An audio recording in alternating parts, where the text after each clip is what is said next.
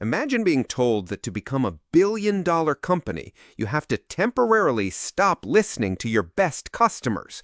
It sounds like business suicide, right? But during a specific, chaotic phase of a technology's life, that's exactly what you must do.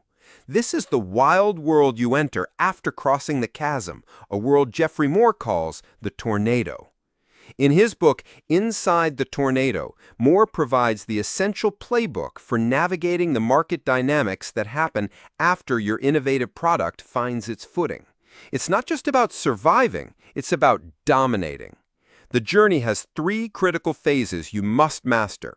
First, you line up your markets in the bowling alley. Second, you hold on for dear life and fight for market share inside the tornado. And third, you settle into a new kind of competition on Main Street. Let's break these down. First up is the bowling alley. This happens right after you've crossed the chasm from early adopters to the mainstream market. But you're not trying to sell to everyone at once. That's a recipe for disaster.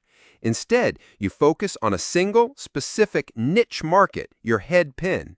You solve a critical problem for them so completely that you become the go-to solution.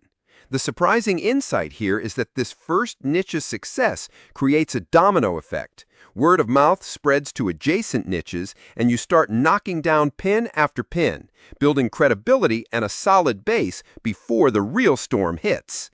Next, you feel the pull of the tornado. This is a period of hypergrowth where the mainstream market has decided on a standard and they all want it now. Demand explodes, and the market is literally pulling the product out of your hands. The rules of business get turned upside down. Your goal is no longer to build the perfect customized solution. The only thing that matters is shipping the standard product and grabbing market share as fast as you can. You are in a street fight to become the market leader, the one everyone else has to follow.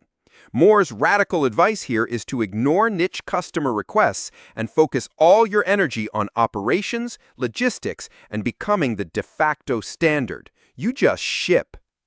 Finally, after the storm passes, you land on Main Street. The hypergrowth is over, the market has matured, and a dominant player, the gorilla, has been established. If you are the gorilla, your job is to maintain leadership.